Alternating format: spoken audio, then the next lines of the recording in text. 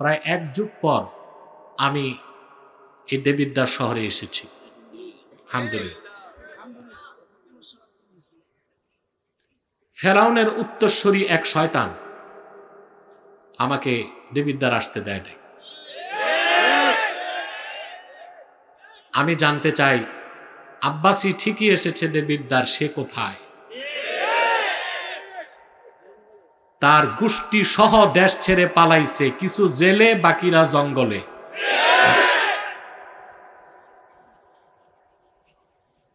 যারা আল্লাহর কোরআনের দাওয়াত মানুষের কাছে পৌঁছায় তাদেরকে ডিলিট করা যায় না, স্কিপ করা যায় না, তাদেরকে হত্যা করা যায়। তারা শাহাদাতকে বরণ করে নেয়, সত্যের পথ থেকে এক চুল পরিমাণ বিচ্যুত হয় না। আলহামদুলিল্লাহ, আল্লাহ মাকে এনেছেন আর সেই জালেমকে বিতাড়িত করেছেন, এতে আমি আনন্দিত। ও জঙ্গলে থাক আর জেলে থাক আর ওর মামুর দেশে থাক, ওর কাছে বক্তব্য পৌঁছবে ইনশাআল্লাহ, ঠিক কিনা? আমি আজকে সূরা তাওবা থেকে 119 নম্বর আয়াত তেলাওয়াত করেছি। এই আয়াতটিকে কেন্দ্র করে কিছু কথা বলবো ইনশাআল্লাহ। ভূমিকায় 2-1টা কথা না বললেই নয়। আপনারা যারা এসেছেন এখানে, আসার পেছনে জাগতিক, পার্থিব, আর্থিক, রাজনৈতিক স্বার্থ আছে কিছু? আমরা এসেছি শুধুমাত্র আল্লাহ তার রসুলের রেজামন্দি হাসিল করতে আর আল্লাহর কোরআন থেকে ইলম অর্জন করতে। ঠিকটা তো ঠিক মতো বললেন না? সেজন্য এই মাজলিসে বসার সঙ্গে সঙ্গে আমাদের জিন্দিগির সগীরা গুনাহগুলো আল্লাহ তাআলা মাফ করে দিয়েছে, এতে আমরা খুশি। একটু পর আমরা সবাই মিলে মুনাজাতে হাত তুলব, এককভাবে না, সম্মিলিতভাবে। একক দোয়া কবুল হতেও পারে, নাও হতে পারে, কিন্তু রাসূলুল্লাহর উম্মতের ইমানদারদের সম্মিলিত দোয়া আল্লাহ ফেরত দেন না, সাথে সাথে কবুল করেন। মুআজ্জাম তাবারানীতে একটা হাদিস এসছে, রাসূলুল্লাহ সাল্লাল্লাহু আলাইহি ওয়াসাল্লাম ইরশাদ করেছেন, মা রাফা'a কওমুন আকুফাহুম ইলাল্লাহি তাআলা ইয়াসআলুনাহু শাইআন ইল্লা কানা হাক্কান আলাল্লাহি আন ইয়াদা ফি আইদিহিম আল্লাযী সাআলুহু। আল্লাহর হাবিব ইরশাদ করেছেন, আমার উম্মতের কোন একটি দল যদি আল্লাহর কাছে হাত তুলে সম্মিলিতভাবে কিছু চায়, আল্লাহর উপর হক হয়ে যায়, তাদের হাতগুলোতে তারা যা চায় আল্লাহ তা দিয়ে দেয়। সুবহানাল্লাহ। তো সম্মিলিত মুনাজাত জায়েজ না না জায়েজ? পক্ষে হাদিস আছে? যারা বেদাত বলে তারা হাদিস সম্পর্কে অজ্ঞ। নামাজের পরও সম্মিলিত মুনাজাত জায়েজ সুন্নাহ, ওয়াজের পরও সম্মিলিত মুনাজাত জায়েজ এবং সুন্নাহ। তা আমরা যখন দোয়ায় হাত তুলব, আমাদের জিন্দিগির গুনাহগুলো মাফ হয়ে যাবে, তওবা কবুল হয়ে যাবে, আমরা খুশি। বেজার শুধু শয়তান। বেজার কে? স্পিকার চলে? স্পিকার 2টা বাড়াও। শয়তানকে? শয়তান বেজার। শয়তানের এখন একটা প্রজেক্ট চালু আছে, মুনাজাতের আগে আপনাদের উঠানো যায় কিনা। আমরা সুযোগ দিব শয়তানকে? আমরা ন্যাক নিয়ত করে শয়তানের নাপাক গালে একটা চপেটা ঘাত করতে চাই। আমরা নিয়ত করছি, বাস ঠিক আছে, আর ধরো না। আমরা নিয়ত করছি কিছুক্ষণ পরে আজকের মুনাজাত করে গুনাহ মাফ করে নিষ্পাপ বেহেশতি আল্লাহওয়ালা হয়ে বাড়ি যেতে চাই। কারা কারা হাত তুলে আল্লাহকে দেখো, হাত লম্বা করেন। আল্লাহ কবুল করুক, মঞ্জুর করুক। আসুন আলোচনায় প্রবেশ করছি, আমার সঙ্গে আপনারাও পড়ুন। আউযু বিল্লাহি মিনাশ শাইতানির রাজীম। বিসমিল্লাহির রাহমানির রাহিম। ইয়া أيها الذين آمنوا ওয়াত্তাকুল্লাহা ওয়া কুনু মা'আস সাদিকিন। সূরা তাওবা আয়াত নাম্বার 119। আল্লাহ তাআলা বলেন, হে ইমানদারগণ, বিশ্বাসীগণ, তোমরা মহান আল্লাহকে ভয় করো। ওয়া কুনু মা'আস সাদিকিন, আর সত্যবাদীদের সঙ্গী হও। একটি আয়াতে দুইটি নির্দেশ। কয়টি নির্দেশ? একটি হচ্ছে আল্লাহকে ভয় করো, আরেকটা হচ্ছে সত্যবাদীদের সঙ্গী হও। সুবহানাল্লাহ। কোন মানুষ যদি ঈমান আনার পর আল্লাহকে ভয় করে, আল্লাহ তাকে দুনিয়ায় নগদ 4টা জিনিস দিবেন। কয়টা জিনিস? সুবহানাল্লাহ। প্রথম হচ্ছে ইজ্জত, রাহমাত, কুওয়াত, দৌলত। সুবহানাল্লাহ। আর কিছু লাগে? কয়টা জিনিস? প্রথম হচ্ছে ইজ্জত, সকল সম্মান তাকওয়ার পথে। আল্লাহকে যে ভয় পায়, যত বেশি ভয় পায় তার সম্মান তত বাড়ে। কোরআনে কারীম আল্লাহ তাআলা বলেন, ইয়া আইয়ুহান নাসু ইন্না খালাকনাকুম মিন যাকারিন ওয়া উনসা وجعلناكم شعوبا وقبائل لتعارفوا إن أكرمكم عند الله أتقاكم। আল্লাহ রাব্বুল আলামিন বলেন, ও হে মানব জাতি, আমি তোমাদেরকে সৃষ্টি করেছি একজন নর থেকে আরেকজন নারী থেকে, অতঃপর বিভিন্ন বংশ এবং গোত্রে তোমাদেরকে বিন্যস্ত করেছি। নিশ্চয় তোমাদের মধ্যে আল্লাহর কাছে তার দাম বেশি, যার অন্তরে আল্লাহর ভয় বেশি। সুবহানাল্লাহ বলতে কষ্ট হয়। ভয়েসকে রেজ করে বলেন সুবহানাল্লাহ। আমি বুঝছি শীতে নরম হয়ে গেছে, শীতটা খুব বেশি পড়ে গেছে 2 দিন, ঠিক কিনা? প্রিয় ভাইরা, আল্লাহ বললেন, মুমিনদের মধ্যে যার অন্তরে আল্লাহর ভয় বেশি, তাকওয়া বেশি, তার মর্যাদা বেশি। সুবহানাল্লাহ। ঈমান আনার পরে ইসলামের দৃষ্টিতে মর্যাদার মানদণ্ড হচ্ছে তাকওয়া। কে আরবি, কে অনারবি, কে উচ্চ বংশের, কে নিম্ন বংশের, কে শ্বেতাঙ্গ, কে কৃষ্ণাঙ্গ, এগুলোর কোনো মানদণ্ড না। শ্রেষ্ঠত্বের মানদণ্ড তাকওয়া। সুবহানাল্লাহ বলে। আল্লাহ কয়টা জিনিস দিবেন? প্রথম হচ্ছে ইজ্জত, 2 নাম্বার হচ্ছে রাহমাত।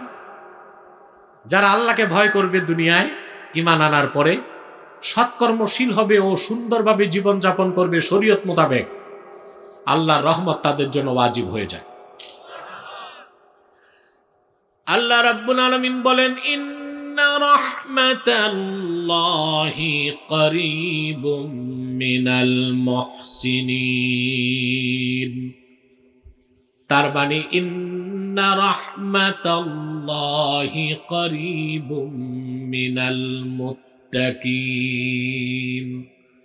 ঈমান আনার পরে মহান আল্লাহকে যারা অন্তর থেকে ভয় করে সৎ কর্মশীল হয়ে যায়, আল্লাহর রহমত তাদের নিকটবর্তী। বলেন সুবহানাল্লাহ। কটা জিনিস? জোরে গরম করতে হবে। ইজ্জত, রাহমাত, 3 নাম্বার হচ্ছে কুওয়াত। সুবহানাল্লাহ। পাগল ছাড়া পৃথিবীতে এমন কোন মানুষ নাই যে সম্মান চায় না, শক্তি চায় না। আছে? কথা বলেন। পাগল ছাড়া কেউ নাই যে সম্মান চায় না, শক্তি চায় না। এগুলো বন্ধ, ফোন বন্ধ, টোটাল বন্ধ স্টেজে ফোন, মোবাইল। কিন্তু মুমিনের শক্তিটা আসে আল্লাহর কাছ থেকে। সুবহানাল্লাহ বলেন। কুওয়াত। এই পৃথিবীতে মানুষ শক্তির জন্য 4টা জিনিস তালাশ করে। বস্তুবাদীরা, প্রকৃতি পূজারীরা, তথাকথিত সুশীল সমাজ, প্রগতিশীল আধুনিক মানুষ কয়টা জিনিসের শক্তি খোঁজে? জোরে। ফোন বন্ধ, টোটাল ফোন বন্ধ স্টেজে। মানুষ শক্তি খুঁজে কয় জায়গায়? মানি, টাকা।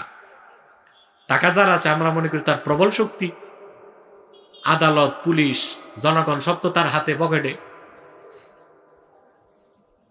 আরেকটা হচ্ছে মাসাল, পেশি শক্তি, এটাও শক্তি। আরেকটা হচ্ছে মিডিয়া, মাধ্যম, সংবাদ মাধ্যম। সাংবাদিকদের পয়সা নাই, পিস্তল নাই, ভয় পায় মানুষ কলমকে,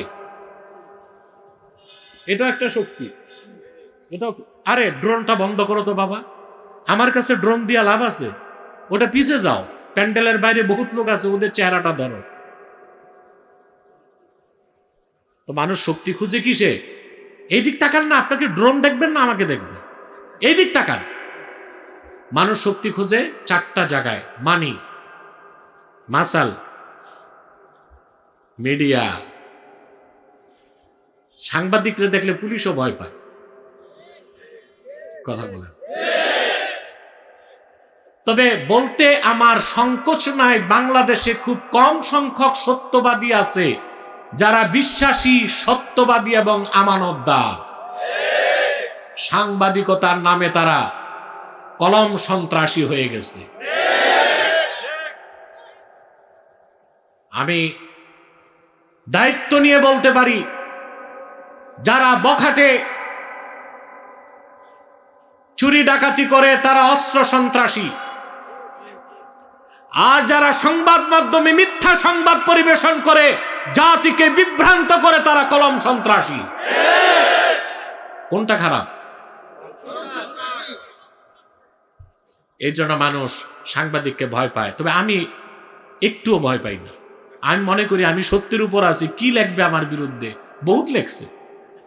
এমন কোন একটা চ্যানেল বাংলাদেশে নাই বিগত 16 বছর আমার বিরুদ্ধে কিছু না কিছু বলে নাই, বলছে। এতে আমার কিছু আসে যায় না। সত্যের উপর অবিচল থাকলে মিথ্যা কিছুই করতে পারে। তো শক্তি খোঁজে মানুষ কয় জায়গায়? মানি, মাসাল, মিডিয়া, আর হচ্ছে ম্যান্ডেট। আর কি? এটা হচ্ছে 4M থিওরি। কি? 4 নাম্বার হচ্ছে ম্যান্ডেট। এখানেও মানুষ শক্তি খুঁজে। যেমন জনপ্রতিনিধি, জনগণের ম্যান্ডেট নিয়ে সে সংসদ সদস্য হয়, এটা একটা শক্তি, ঠিক না? কিন্তু আমার ভাইয়েরা, যার ঈমান নাই, তাকওয়া নাই, তার এই শক্তি কি মানি, কি মাসাল, কি ম্যান্ডেট, কি মিডিয়া তাকে চূড়ান্ত সম্মান দিতে পারে না। সেজন্য আমরা দেখি এই পৃথিবীতে শক্তিগুলো যাদের আছে তারা পৃথিবীর মানুষের কাছে সবচেয়ে নিন্দিত। বিগতকালে এই শক্তি দিয়া যারা অধ্যত্ত করেছে, জুলুম করেছে মানুষের উপর, তারা আজকে নিজের বাড়িতেও শান্তিতে ঘুমাতে পারে না। এটা কেমন সম্মান? এই যে মানি, মাসাল, ম্যান্ডেট, মিডিয়া, এগুলো যাদের ছিল ওদের আগে পিছে পুলিশ দৌড়াইতো, ঠিক না? লাল গালিচার সংবর্ধনা দিত। আর এখন ওই পুলিশই তাদেরকে হ্যান্ডকাপ লাগায় চোরের মতো আদালত উঠায়। এই হচ্ছে সম্মান। আজ আছে, কাল নাই। বাংলাদেশের 1000 বছর আগের ইতিহাস দেখুন, এখন পর্যন্ত কত রাজা বাদশাহ শাসক চলে গেল, তাদের কোনো ইতিহাস নাই। কিন্তু 800 বছর আগে শাহজালাল ইয়ামানি ইতিহাস সৃষ্টি করে গেছে। শাহ ফারহান, শাহ মাখদুম ইতিহাসকে রচনা করে গেছেন। শাহ কারামাত আলী জৌনপুরি রাহিমাহুল্লাহ ইতিহাস তৈরি করে গেছেন। তারাই হচ্ছে আসল রাজা বাদশাহ। দুনিয়াতে সম্মান, আখেরাতে মর্যাদা। সুবহানাল্লাহ। এটা হচ্ছে আসলটা হচ্ছে তাকওয়ার পথে। সুবহানাল্লাহ। আমরা ওই 4টা চাই না, আমরা ওই 4টা চাই যেটা আল্লাহ দিবেন, রাহমাত, ইজ্জাত, 3 নাম্বার কুওয়াত। শক্তি কে দেন? আল্লাহ যে শক্তি দেন এটা মোকাবেলা করা যায় ভাই? ফেরাউন ছিল প্রচন্ড ক্ষমতাধর এক কুলাঙ্গার। তার যে টেরিটরি, ভূখণ্ড ছিল মিশরে 9.5 লক্ষ বর্গ মাইল। কত বড় টেরিটরি! তারপর তার ছিল ঘোড়সওয়ার বাহিনী 80,000। ফেরাউনের আবার উপদেষ্টা পরিষদ ছিল। এখন আছে না উপদেষ্টা পরিষদ? ফেরাউনেরও ছিল। হাসলেন কেন? ফেরাউনের পলিটিক্যাল অ্যাডভাইজার, রাজনৈতিক উপদেষ্টা ছিল হামান, আর তার ফাইন্যান্সিয়াল অ্যাডভাইজার, অর্থনৈতিক উপদেষ্টা ছিল কারুন। বুঝতে পারছেন? তার উপদেষ্টা পরিষদ ছিল, টাকা ছিল, পয়সা ছিল, সব শক্তি ছিল। আল্লাহ রাব্বুল আলামিন মুসা নবীকে ডাক দিয়ে বললেন, ইযহাব ইলা ফিরআউনা ইন্নাহু তাগা। মুসা, তুমি দ্রুত ফেরাউনের কাছে যাও, সে সীমা লঙ্ঘন করেছে। ডান পাশে বসে দাও না। সে কি করছে? মুসা আলাইহিস সালাম একটু চিন্তা করলেন, প্রবল ক্ষমতাধর এক স্বৈরাচার, কাফের, মুশরিক ফেরাউন, তার প্রবল ক্ষমতা। আমি তার বিরুদ্ধে যাব, তাকে মোকাবেলা করতে আমার কি আছে? তখন তিনি আল্লাহর কাছে একটা শক্তি চাইলেন। সুবহানাল্লাহ।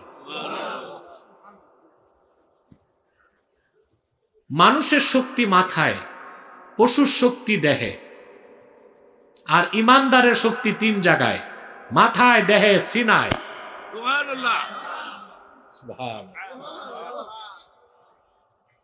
মুসা কালিমুল্লাহ আল্লাহ রাব্বুল আলামিনের কাছে মাথার শক্তি চাইলেন না, দেহের শক্তি চাইলেন না, তিনি চাইলেন সিনার শক্তি। তিনি আল্লাহকে ডেকে বললেন, ক্বালা রাব্বিশরাহ লি সাদরি ওয়া ইয়াসসির লি আমরি ওয়াহলুল উকদাতাম মিন লিসানি ইয়াফকাহু কওলি। মুসা নবী বললেন, হে আমার রব, তুমি আমার বক্ষটাকে উন্মুক্ত করে দাও। সুবহানাল্লাহ। ইয়াকিনের মাধ্যমে সিনা বড় হয়। এটা ফিতা দিয়ে ইঞ্চি মাপলে হবে না। কিসের মাধ্যমে? ইয়াকিন। ইয়াকিন যত অন্তরে বাড়তে থাকে, সিনার প্রশস্ততা বাড়তে বাড়তে আকাশের প্রশস্ততার চেয়ে বড় হয়ে যায়। এগুলো তরিকত তাসাউফের কথা, বেশিটা বুঝবেন না, যতটুক বুঝবেন ততটুক বললাম। মুসা নবী আল্লাহর কাছে ইয়াকিন চাইলেন। সুবহানাল্লাহ। আল্লাহ, তুমি আমার সিনারে খুলে দাও আমার কাজটা সহজ করাবার জন্য। আর আল্লাহ, তুমি আমার মুখের জড়তাটা দূর করে দাও, যেন আমার বক্তব্য তারা বুঝতে পারে। বাকি ঘটনা বলবো না, এটা আমার উদ্দেশ্য না, আমার বিষয়টা বোঝানো উদ্দেশ্য। চূড়ান্ত বিজয় হলো কার? জোরে বলতে হবে। হযরত মুসা আলাইহিস সালাম লক্ষ লক্ষ বনি ইসরাইল নিয়ে মিশর ছাড়লেন। তাফসীর শাস্ত্রবিদগণ বলেন, শুধু তার সঙ্গে যুবকের সংখ্যাই ছিল 6 লক্ষ।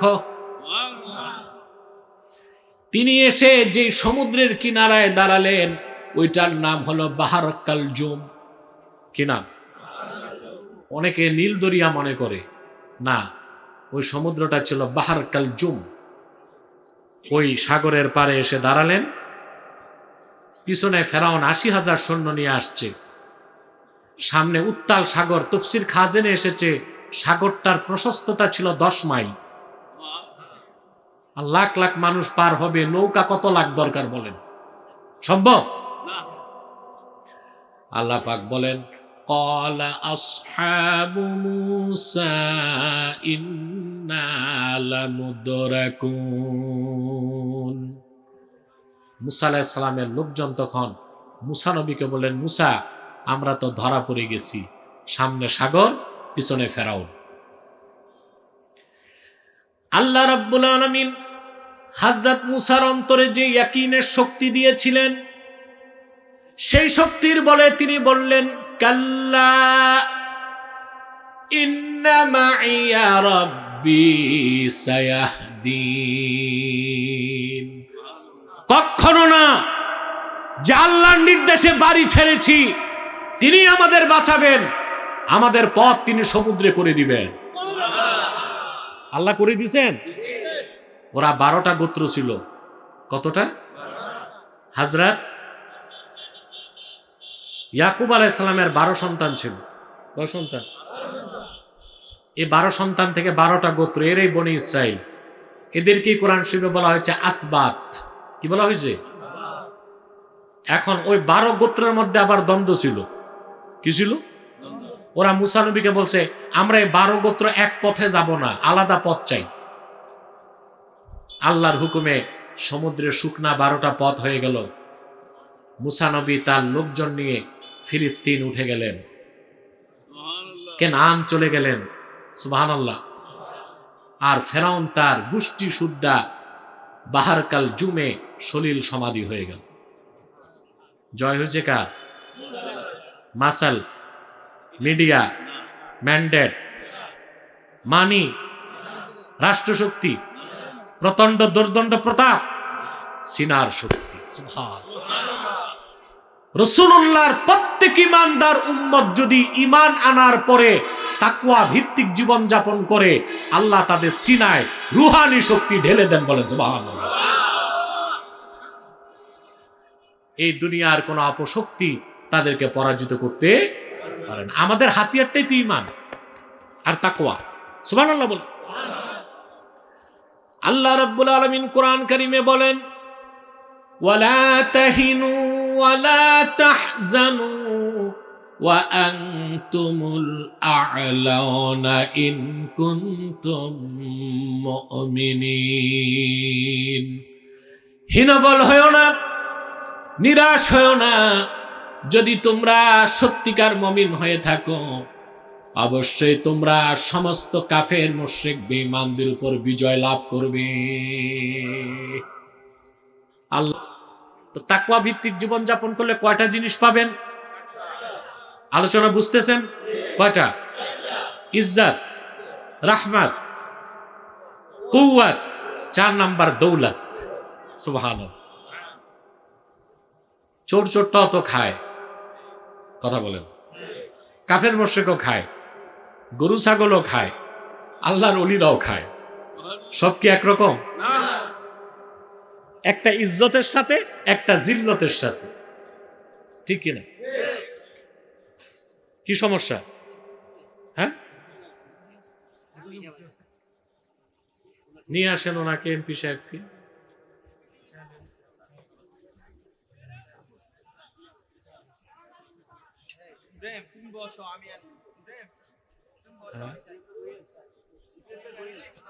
সম্মানিত সুধী, আপনাদের প্রিয় নেতা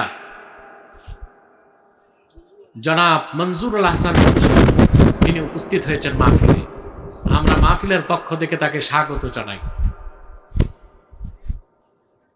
আপনারা চুপচাপ বসেন, চুপচাপ বসেন, ধৈর্যের সাথে শুধু বক্তব্য শুনে যান। কথা শুনতেছেন? এই দিক তাকান। তাহলে কয়টা শক্তি? 4 নাম্বার হচ্ছে দৌলত। 4 নাম্বার কি? দৌলত। এই পৃথিবীতে যারা ঈমান আনবে,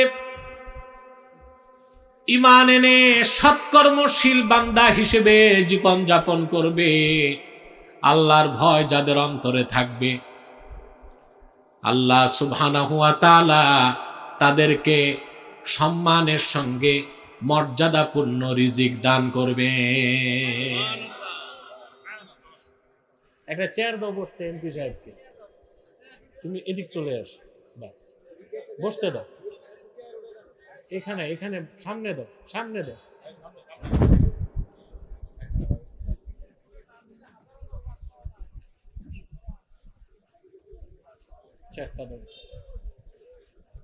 আমি মাহফিলের পক্ষ থেকে তাহরিকে খাতমে নবুয়ত বাংলাদেশ এই সংগঠনের পক্ষ থেকে, জনতার পক্ষ থেকে তাকে স্বাগত জানাই। তিনি অসুস্থতার মধ্যে এসেছে, বলেন আলহামদুলিল্লাহ। আমরা দোয়া করি আল্লাহ তারে সুস্থ করে দিই। কথা শুনতেছেন? ও মিয়া, এই তো কয়টা জিনিস?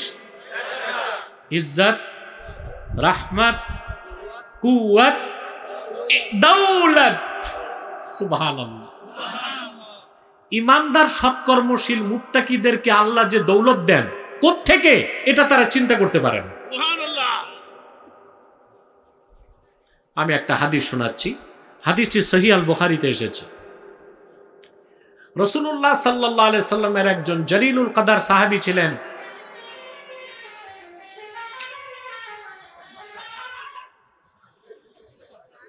ও হরেন লাগাই রে, হারমোনিয়াম লাগাই দিছে। কি করবেন, সড়কের পাশে মাহফিল দিলে এই ডিস্টার্বটা হয়। আমাদেরকে ধৈর্যের সাথে আগাতে হবে।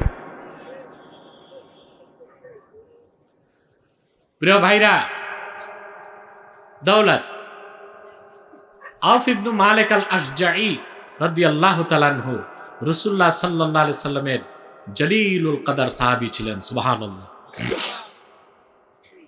ওনার একমাত্র সন্তান ছিল, সন্তানটিকে কাফের না নিয়ে বন্দী করে ফেলছে। বাবা মার একমাত্র সন্তান যদি বন্দী হয়, এই কষ্ট কি ভোলা যায়? স্বামী স্ত্রী অঝর দ্বারায় কাঁদতেছেন। সাহাবীর স্ত্রী তাকে বললেন, কান্নাকাটি না করে রাসূলুল্লাহ সাল্লাল্লাহু আলাইহি ওয়াসাল্লামের কদমে যান, একটা সমাধান পাবেন। বুক ভরা দুঃখ আর চক্ষু ভরা পানি নিয়া আউফ ইবনে মালিক আল আশজাঈ রাদিয়াল্লাহু তাআলা আনহু আল্লাহর হাবিবের খেদমতে এসে উপস্থিত হলেন। এসে বললেন, ইয়া রাসূলুল্লাহ, ইয়া হাবিবাল্লাহ, আমাদের একমাত্র কলিজার টুকরা সন্তানটাকে মুশরিকরা বন্দী করে ফেলেছে। মনোযোগ দিয়ে শোনেন মুসলমান। আল্লাহর হাবিব সাল্লাল্লাহু আলাইহি ওয়াসাল্লাম আউফ ইবনে মালিক আল আশজাঈকে নির্দেশ করলেন, ইত্তাকিল্লাহ ওয়াসবির, তুমি আল্লাহকে ভয় করো আর ধৈর্য ধরো।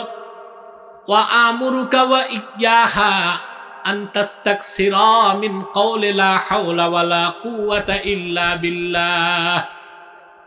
তোমাকে আর তোমার স্ত্রীকে আমার নির্দেশ, সন্তান হারানোর বিপদ থেকে বাঁচার জন্য বেশি বেশি পড়ো লা হাওলা ওয়ালা কুওয়াতা ইল্লা বিল্লাহিল আলিয়্যিল আযীম। রাসূলুল্লাহর উম্মতকে কত বড় সম্পদ আল্লাহ দিবেন। এই দোয়া হাদিসে বলা হয়েছে, কানজুম মিন কুনুজিল জান্নাহ। যত বড় বিপদ হোক আপনার, আপনি যদি প্রত্যেক ওয়াক্ত নামাজের পর 100 বার করে দিনে 500 বার পড়েন, পাহাড় সমান বিপদ পানির মতো নরম হয়ে যাবে। পড়বেন না? বিপদ হইলে না আগেই নিয়মিত পড়বেন, বিপদ আপনাকে স্পর্শ করবে না ইনশাআল্লাহ, যদি তকদির পক্ষে থাকে। তকদির পক্ষে থাকে।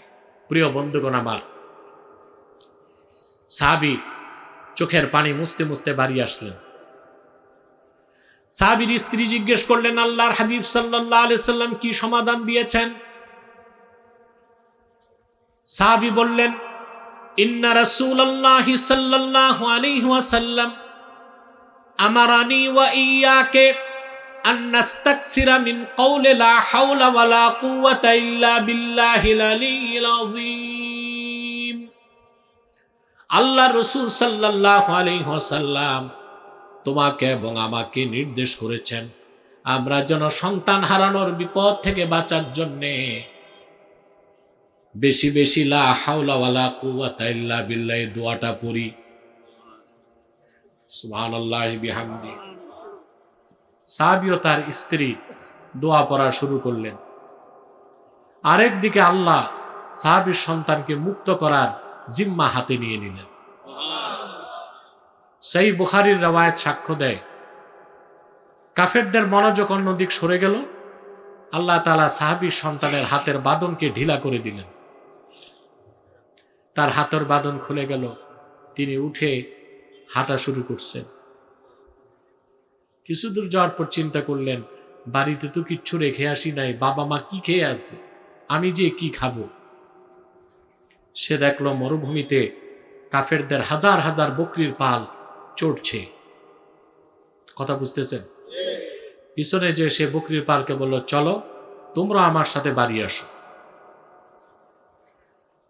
হাদিস সাক্ষ্য দেয়, আউফ ইবনে মালিক আল-আশজাঈ রাদিয়াল্লাহু তাআলা আনহুর কলিজার টুকরা সন্তান তার বাবা মার কোলে ফিরে আসলো, সঙ্গে কাফেরদের 4000 বকরি সাহাবীর বাড়ি চলে গেল।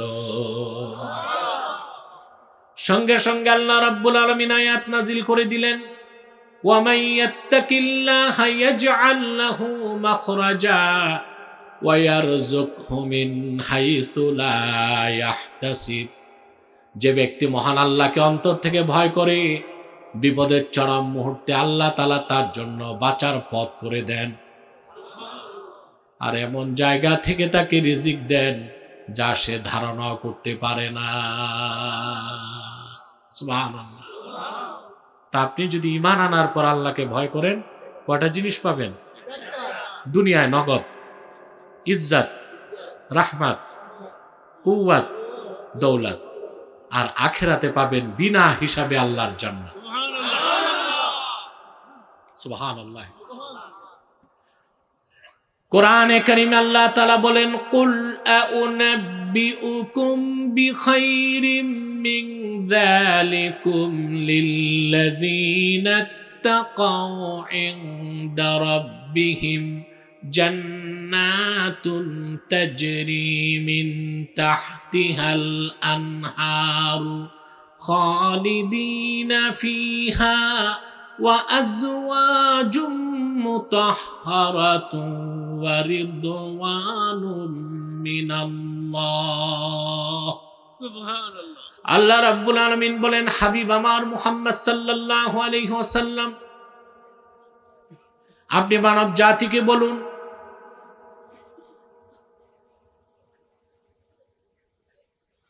কি অবস্থা, আমি কি মুনাজাত করে দিব নাকি? মানুষগুলোর এই 2-4টা মানুষ খুব ডিস্টার্ব এরা। আপনারা বসেন, যারা ডান পাশে আছেন বসেন, ধৈর্য নিয়ে বসেন।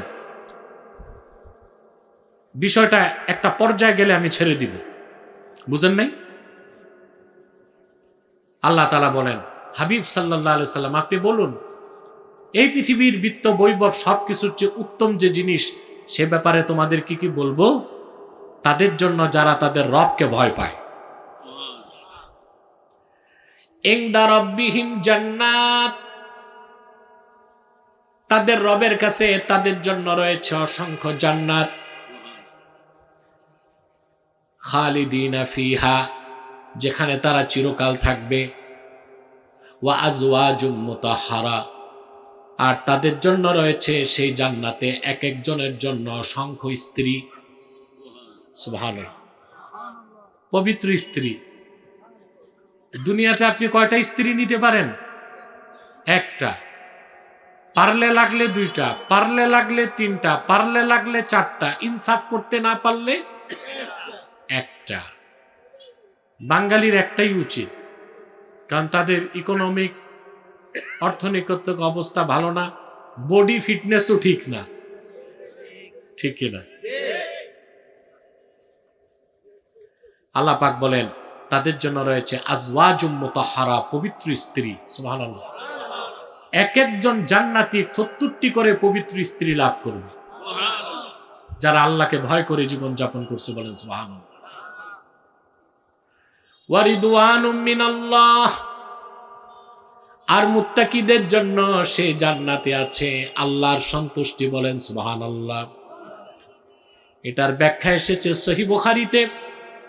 আল্লাহর হাবিব সাল্লাল্লাহু আলাইহি ওয়াসাল্লাম ইরশাদ করেছেন, সমস্ত জান্নাতীগণ যখন জান্নাতে প্রবেশ করবে, স্বয়ং আল্লাহ রাব্বুল আলামিন উপস্থিত হয়ে বলবেন, আমার জান্নাতি বান্দারা, তোমরা কি আমার উপর রাজি আছো নাকি? জান্নাতীরা বলবে, রাব্বুল আলামিন, তোমার আখিরি নবী মুহাম্মদ সাল্লাল্লাহু আলাইহি সাল্লামের উম্মত হিসেবে গোটা সৃষ্টি জগতের মধ্যে আমাদেরকে তুমি সবচেয়ে বেশি সম্মান দিয়েছো। যা চেয়েছি তা পেয়েছি, যা চাই নাই তাও তো পেয়েছি, আল্লাহ আমরা রাজি আছি। আল্লাহ বলবেন বড় খোঁজ খবর তো দেই নাই, শোনো এখন আমি তোমাদের উপর রাজি হয়ে গেলাম, আর কোনোদিন নারাজ হব না।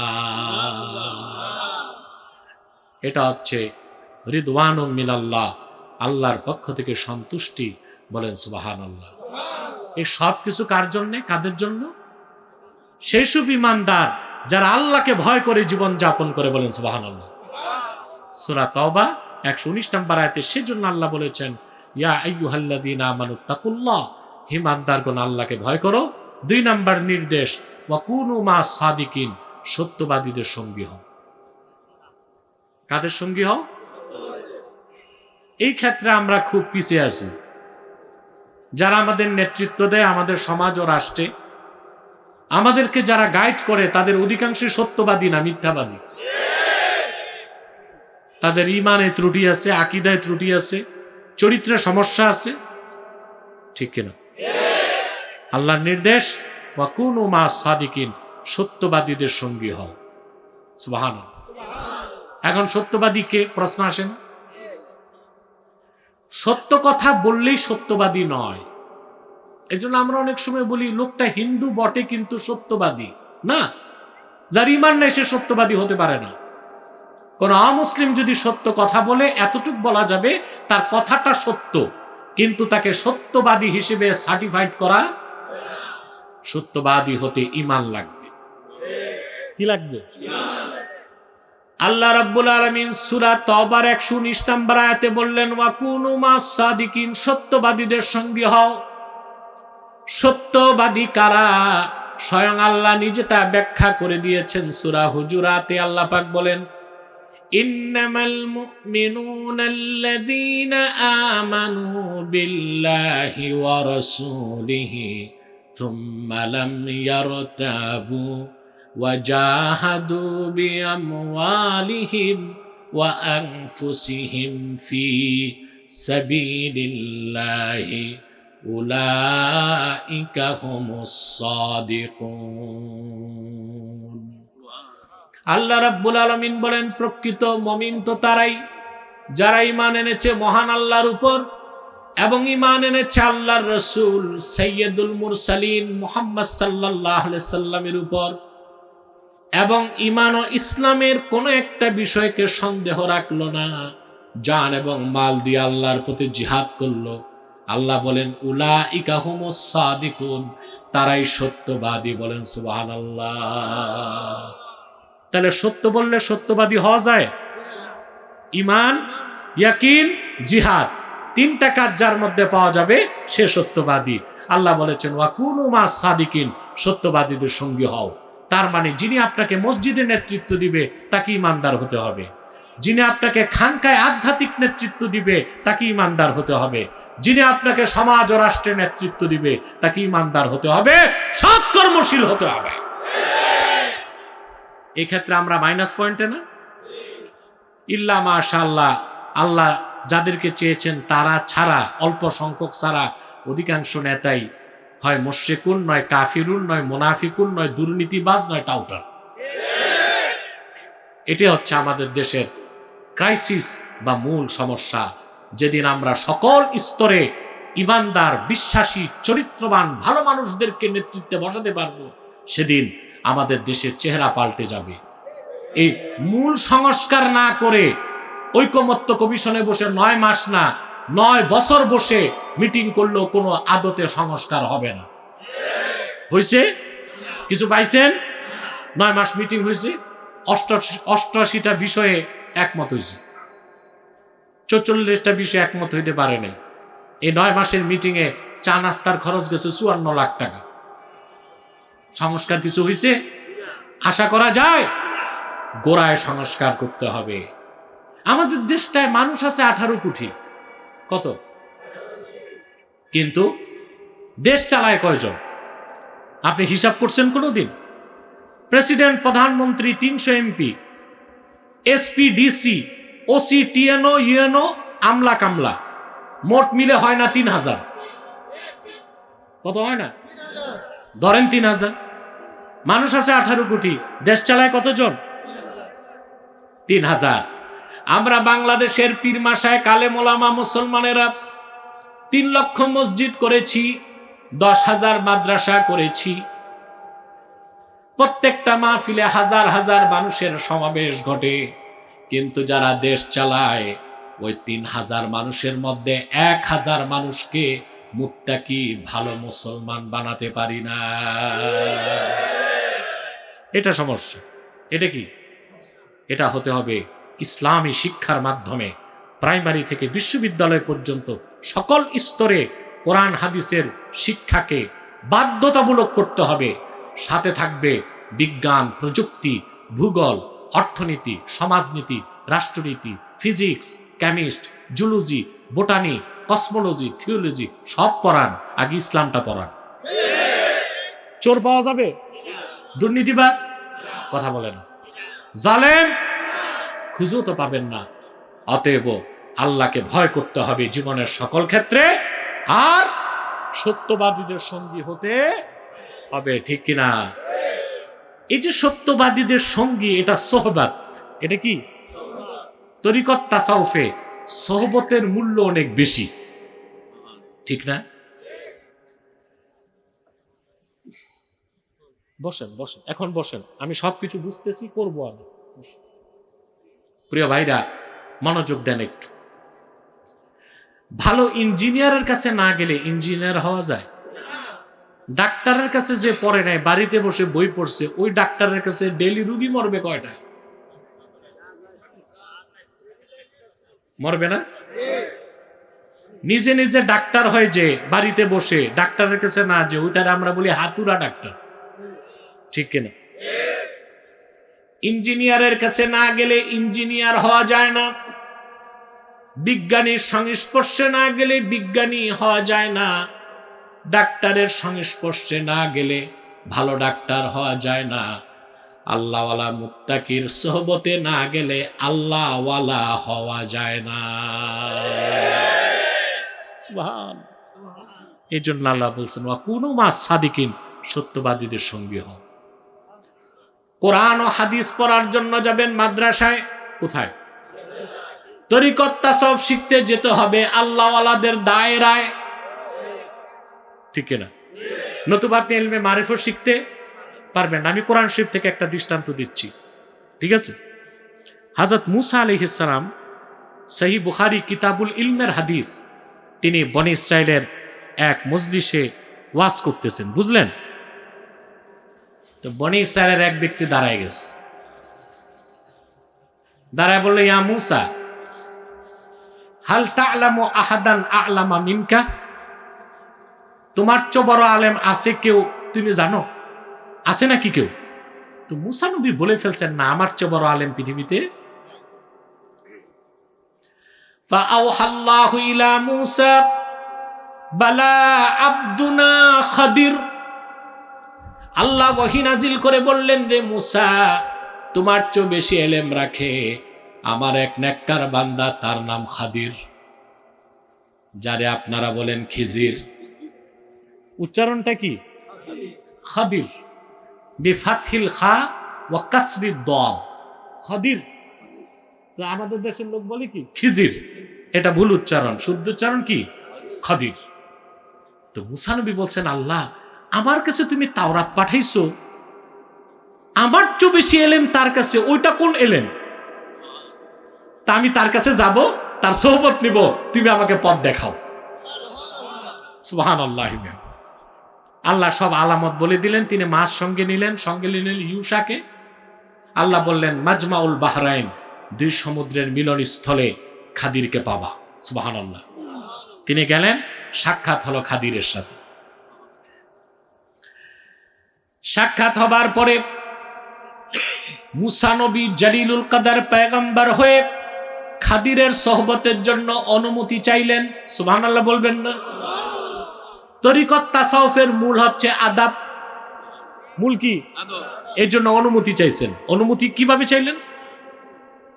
ক্বালা লাহু মূসা হাল আত্তাবিউকা আলা আন তুআল্লিমানি মিম্মা উল্লিমতা রুশদা।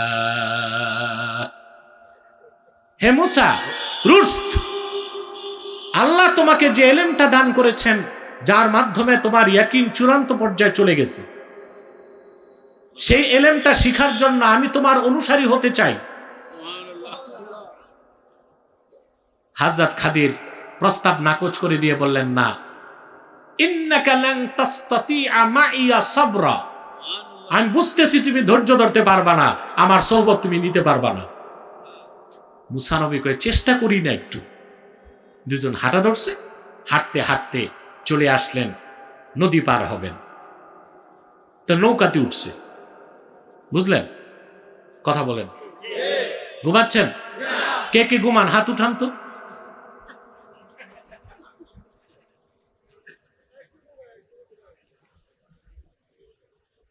বুখারী শরীফের রাওয়ায়াতে এসেছে, বিগার নৌল আই বিগার উজরা, দুই বুজুর্গকে পেয়ে নৌকাওয়ালা পয়সায় নেই নেই, বিনা পয়সায় পার করে দিছে। ওপার যেই খাদির নৌকার তলা ছিদ্র করে দিস। মুসা নবী আর ধৈর্য ধরতে পারলেন না, বললেন, এটা কি কাজটা করলা? ফিরি ফিরি পার করছে, এটার বকশিশ দিলা? খাদির কয়, আমি আলাম আকুল্লাকা ইন্নাকা লান তাসতাতিআ মাইয়া সাবরা, আমি কি বলি নাই তুমি ধৈর্য ধরতে পারবা না? মুসা বললেন, ঠিক আছে, যেটা ভুল হয়েছে তো হয়েছে, আর বাড়াবাড়ি করো না, চলো। সামনে গেছেন, উপস্থিত হলেন এক বিস্তর প্রান্তরে। সেখানে যেয়ে দেখেন বাচ্চারা খেলতেছে। সবচেয়ে সুদর্শন বাচ্চা একটাকে ধরে হযরত খাদির জবাই করে দিছে। এইবার মুসা নবী আর ধৈর্য ধরতে পারলেন না, তিনি বললেন, এটা কি কাজ করছো? ক্বালা আকাতালতা নাফসান যাকিয়াতাম বিগাইরি নাফসিন লাকাদ জিতা শাইআন নুকরা। একটা নিষ্পাপ বাচ্চা, কোনো দোষ নাই, ওরে তুমি মেরে ফেললা, কাজটা খুব খারাপ করছো। খাদির কয়, আমি আগেই বলছিলাম তুমি ধৈর্য ধরতে পারবা না। তো মুসা নবী এবার কমিটমেন্ট করছেন, ঠিক আছে, এরপর প্রশ্ন করলে আর সোহবত দিও না, তুমি তোমার পথে যাবা, আমি আমার পথে যাব। এখন তারা এসে উপস্থিত হয়েছেন এক এলাকায়। মুসলিম শরীফে আসছে কারিয়াতুল বুখালা, কৃপণদের এলাকা। এটাই মিশর, ফিলিস্তিন, বুঝলেন, এইসব এলাকাতে। কথা বুঝেন না? সেখানে এসে তাদের ক্ষুধা লাগছে, লোকজনকে বলে আমাদেরকে একটু খাবার দাবার দাও। কৃপণ লোকগুলো তাদের কোনো খাবার দাবার দিল না। তো হযরত খাদির একটা দেয়াল ভাঙ্গা, দেয়াল, মুসা নবীকে বলে, আসো আমরা দেয়ালটা সংস্কার করি। দুইজন মিলে সুন্দর করে দেওয়ালটা বানাই দিস। এইবার মুসা নবীর আর সহ্য হয় নাই, ফিরি নৌকা পার হয়ে তলা ছিদ্র করছো, নিষ্পাপ বাচ্চাটারে কতল করছো, আর যারা আমাদের খাবার দাবার দিল না, বিনা পয়সায় ওয়াল তুলতে গিয়ে বলছে।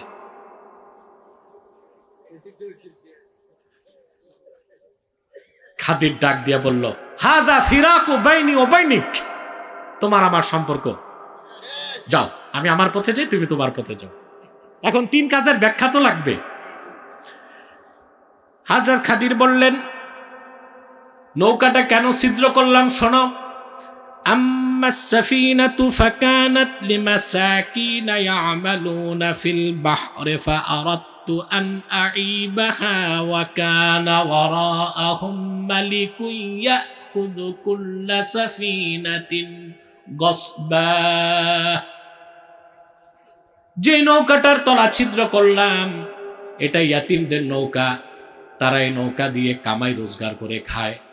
আল্লাহ প্রদত্ত এলেমে আমি দেখতে পেয়েছি পিছনে অত্যাচারী শাসক আসতেছে, সে নৌকাটাকে ছিনতাই করে নিয়ে নিবে, ইয়াতিমদের রোজগার বন্ধ হয়ে যাবে। তলাটা ছিদ্র করে দিলাম, খুব দেখলে নিবে না, পরে তারা নৌকা ঠিক করে নিয়ে কামাই রোজগার চালাতে পারবে। মুসা কয়, কাজটা ঠিক হয়েছে, কাজটা। বাচ্চাটা মারছো কেন?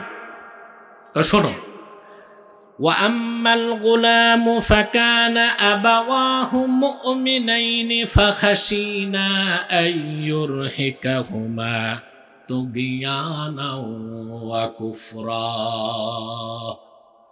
বাচ্চাটা যে বাচ্চাটাকে হত্যা করেছি তার বাবা মা দুজন নেককার মুমিন।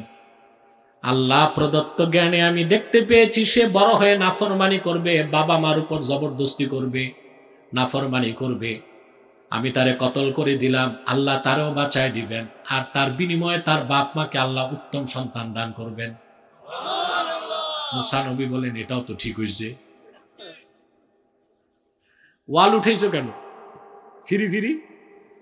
তো তিনি বললেন শোনো, وأما الجدار فكان لغلامين يتيمين في المدينة وكان تحته كنز لهما وكان أبوهما صالحا। এই দেওয়ালের নিচে দুইজন ইতিমের ধনসম্পদ রক্ষিত আছে। সুবহানাল্লাহ। দুজনের পিতাই হচ্ছে নেককার। নেককারদের সন্তানদেরকে পৃষ্ঠপোষকতা আল্লাহ নিজে করেন। দেয়ালটা ভেঙে গেছে, চোরের হাত লাগবে, এই জন্য আমি দেওয়ালটা তুলে দিলাম, বড় হয়ে তারা তাদের সম্পদ বুঝে নিবে। হযরত মুসা বলেন এটাও তো ঠিক হয়েছে। সুবহানাল্লাহ বলবেন। এখন মুসা নবীর কাছে কোন ইলম ছিল, খাদিরের কাছে কোন ইলম ছিল? প্রশ্ন আসে। মোল্লা আলী কারি মিশকাতে শরাবের কাতের মধ্যে সুন্দরভাবে লিখেছেন, নাজারা মুসা আলাইহিস সালাম ইলা আলামিশ শাহাদা ওয়া নাজারাল খাদির ইলা আলামিল গায়ব। মুসা নবীর দৃষ্টি ছিল আলামে শাহাদা শরীয়তের দিকে, আর খাদিরের দৃষ্টি ছিল আলামুল গায়ব মারিফতের দিকে। হযরত মুসা খাদিরের সোহবত নিয়ে মারিফতের যে ইলমটা বাকি ছিল সেটাও নিয়ে নিলেন। বলেন সুবহানাল্লাহ। আল্লাহ তাআলা তার আখিরি নবী নূর নবীজি মুহাম্মদ মুস্তাফা সাল্লাল্লাহু আলাইহি ওয়াসাল্লামের মাধ্যমে ১৫০০ বছর আগে ইসলামকে পরিপূর্ণ করে দিয়েছেন। সেই ইসলামের মধ্যে শরীয়ত আছে, তরিকত আছে, হাকিকত আছে, মারিফত আছে। সুবহানাল্লাহ বলেন।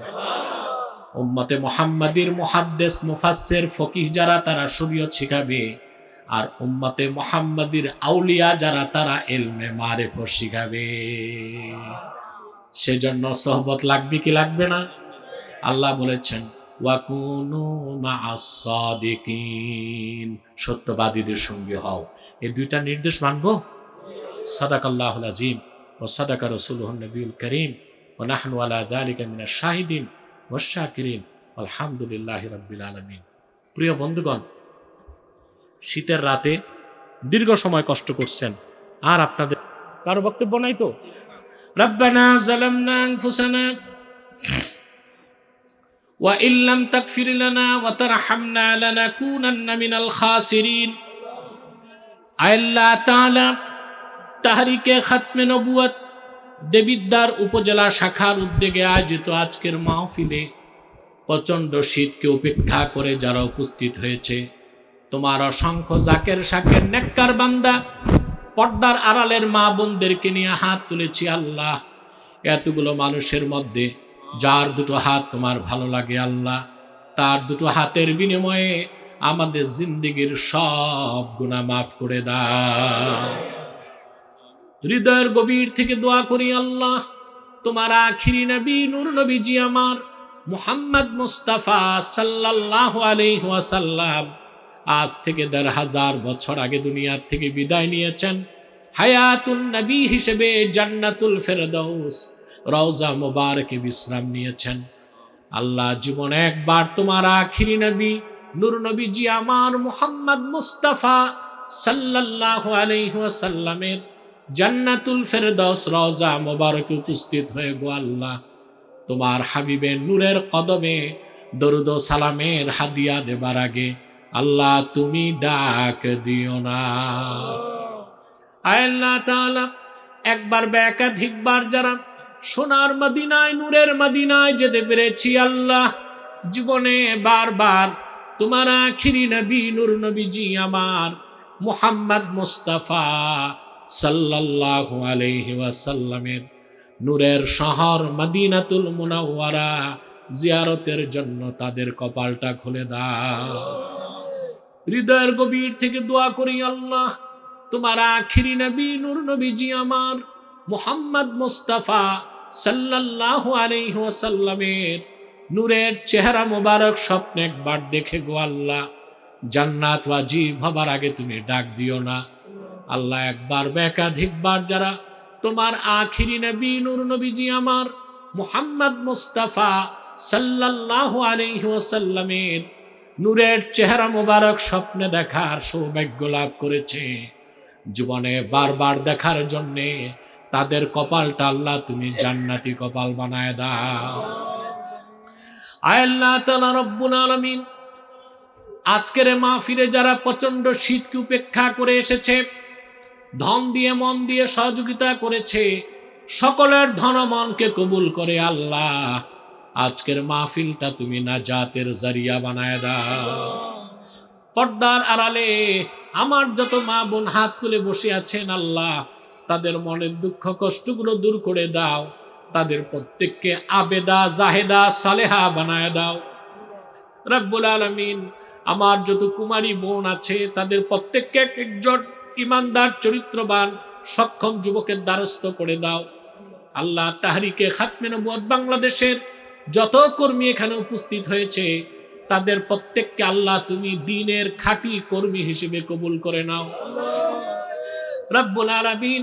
দেবিদ্বারের আমার কলিজার টুকরা যুবকগুলোরে তোমার হাতে তুলে দিলাম, প্রত্যেক যুবককে খাঁটি ইমানদার বানায় দাও, সহি আকীদার ধারক বানায় দাও, আহলুস সুন্নাল জামাতের অনুসারী বানায় দাও, প্রত্যেককে খাতমে নবুয়ত আন্দোলনের সৈনিক বানায় দাও, নামাজি বানায় দাও, চরিত্রবান বানায় দাও। যে যুবকটা বেকার তার কর্মসংস্থানের ব্যবস্থা করে দাও, যার ব্যবসা আছে ব্যবসায় বারাকা দাও, যে যুবকটা বিদেশ যেতে চায় তার স্বপ্ন পূরণ করে দাও আল্লাহ। দেবিদ্বারের ব্যবসায়ীরা দোয়া চেয়েছে, কোরআন কারীমের মাহফিলের ইজ্জতে তাদের ব্যবসা প্রতিষ্ঠানগুলোকে রক্ষা করো, আগুন থেকে পানি থেকে বিদ্যুৎ স্পৃশ্য হওয়া থেকে চুরি থেকে রক্ষা করো, হেফাজত করো। ভাইয়েরা আমার একটি মিনিট সময় ছেড়ে দিলাম, চক্ষুটা বন্ধ করুন, দিলটা নরম করুন, মাথাটা নত করুন। আল্লাহর আখিরি নবী নূর নবীজি আমার মুহাম্মদ মুস্তাফা সাল্লাল্লাহু আলাইহি ওয়াসাল্লামের ওসিলা ধরে আল্লাহর কাছে চান, যা চাইবেন তাই কবুল হয়ে যাবে।